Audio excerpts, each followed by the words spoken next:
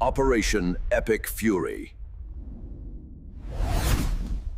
Tonight, the Middle East pulled back from the brink of a massive war. President Trump just confirmed he called off planned military strikes on Iran that are scheduled for tomorrow. And the reason? Direct requests from the leaders of Qatar, Saudi Arabia, and the United Arab Emirates. But this is no retreat. The White House made it clear that American forces stay on full standby for a large-scale assault the moment that talks fail. This is maximum pressure that's working in real time. Now, Americans watching gas prices and global stability understand exactly why this matters right now. A full clash with Iran would spike energy costs, disrupt supply lines, and put U.S. troops in harm's way across the region. Trump's decision shows strength through patience backed by overwhelming force, not weakness. Allies stepped in because they saw the very real preparations. Now, this keeps the pressure on Tehran while giving diplomacy one final chance. The non-negotiable remains simple. Iran gets 0 nuclear weapons. That protects every American family from the nightmare of another nuclear-armed terror regime. So this national security moment also highlights America's urgent need for critical minerals right here at home. In this breaking news tonight on America's critical mineral supply chain, SAGA metals trading as SAGMF in the U.S. and SAGA in Canada is now emerging as a major story in the race to secure materials tied directly to national defense. In less than 6 months, SAGA Metals has moved with unusual speed. Last week, the company announced a 100% drill success rate across all 57 holes at its radar project, and they finish ahead of schedule. That matters because radar is being positioned as a potential host for the kinds of strategic metals that strengthen U.S. defense production and reduce reliance on foreign sources. Check out the in-depth interview with the CEO on this topic that I did over the weekend. SAGA Metals continues to deliver results when America needs them most. You can also check the exclusive briefing link below, but it's only for Next News viewers. Now back to the breaking developments with President Trump and Iran. While the strike is paused, the real story is what Trump has kept in place. The military remains ready for immediate large-scale action. At the same time, Treasury Secretary Scott Bessent just arrived at the G7 meetings demanding allies cut off every dollar feeding Iran's war machine through tougher sanctions. Pentagon Pizza Watch, again, you got to watch how many pizzas are being ordered by the Pentagon. Trump says he's called off the military strikes on Iran tomorrow morning, following requests from Qatar, UAE, and Saudi Arabia. So, Pizza Watch is now reporting the U.S. flat out rejected the latest proposal as well. They'll only continue negotiations through bombs.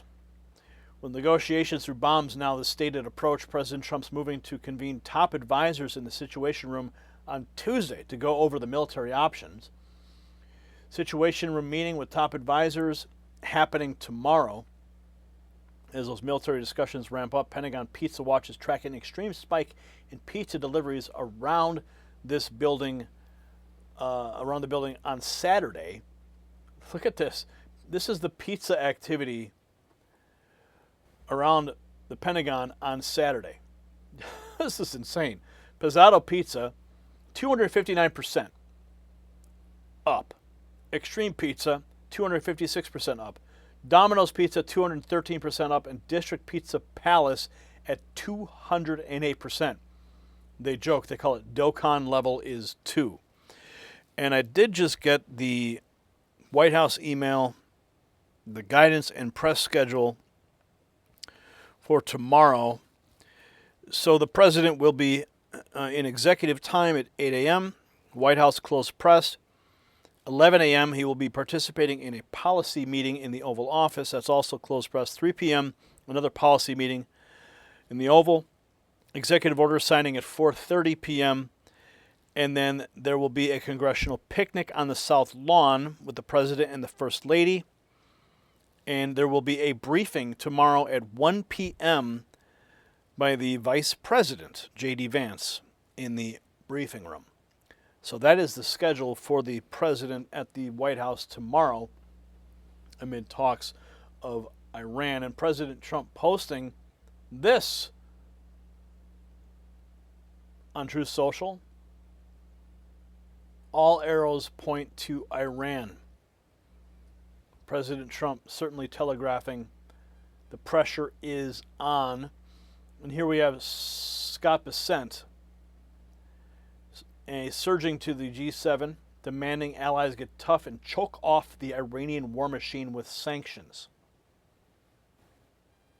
I'm just back from Beijing with President Trump for a very successful visit where we talked the geopolitics, trade, and the leaders spent a great deal of time together. Tomorrow we'll also be discussing sanctions and terror finance, and we call upon all our G7 and indeed all of our allies and the rest of the world to follow the sanctions regime so that we can crack down on the illicit finance that is fueling the Iranian war machine and get this money back to the Iranian people. So thank you all.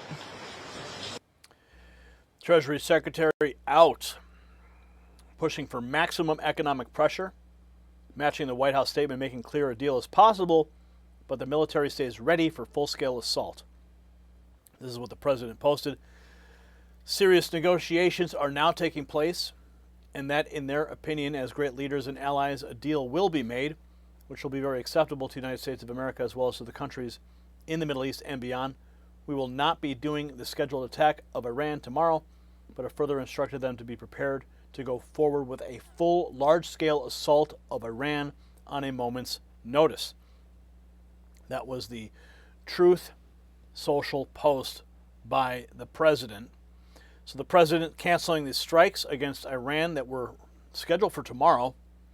The deal will include, importantly, no nuclear weapons for Iran, but the large-scale assault is planned if Iran refuses.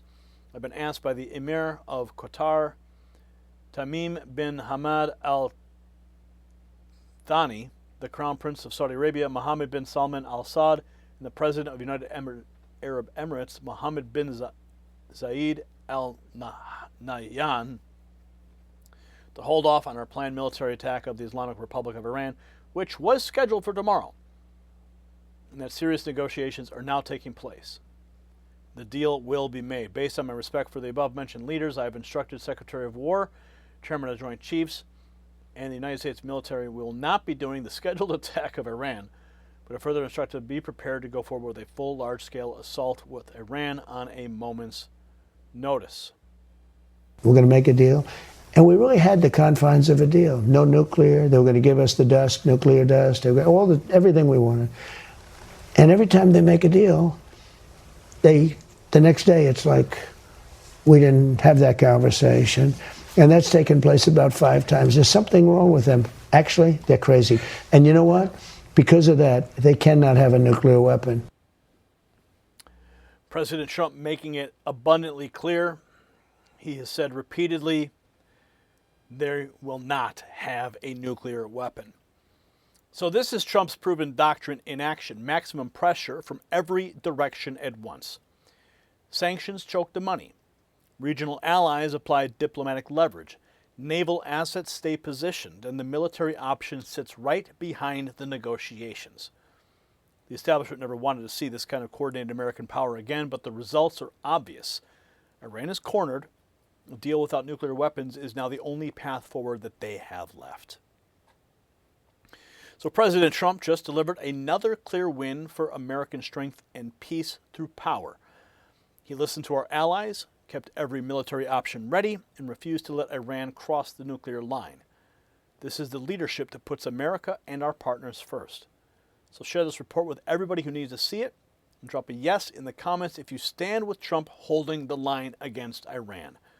And check out the Next News merch shelf below this video, but text the words raw feed to 844-840-4963 to bypass the algorithm and get direct updates straight to your phone. Stay locked in with the Next News Network. The system controls information. Information control is power. They don't want you to see this. The truth only survives together. They don't want this. Share this now.